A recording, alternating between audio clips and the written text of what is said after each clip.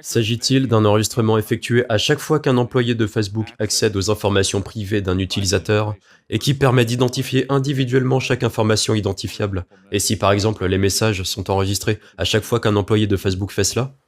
Sénateur, je pense que oui. Est-ce que cela déclenche une vérification? Sénateur, je pense que parfois ça peut... combien de vérifications ont été réalisées? Sénateur, je connais pas le nombre exact. Pouvez-vous nous donner une liste? Sénateur, nous pourrons enquêter à ce sujet pour voir ce qui serait nécessaire à ce propos. Voulez-vous, Monsieur le Président, vous engager à nous fournir une liste du nombre de fois où des employés de Facebook ont accédé aux informations personnelles des utilisateurs à leur insu? Oui ou non?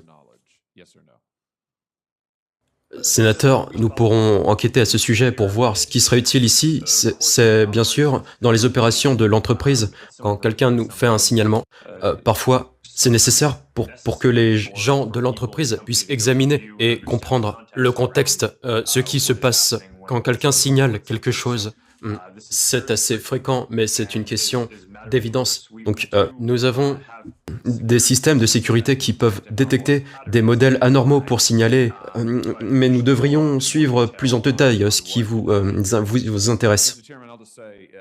Monsieur le Président, je dirais simplement pour conclure que nous avons ici une preuve évidente de la coordination entre Twitter, Google et Facebook.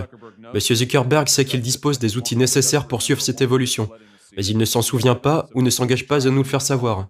Nous avons des preuves que Facebook suit ses propres utilisateurs sur l'ensemble du web. Monsieur Zuckerberg ne répond pas aux questions à ce sujet.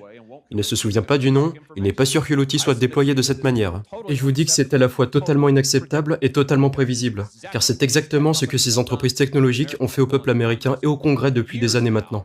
Et c'est pourquoi il est temps que nous prenions des mesures contre ces barons du vol des temps modernes.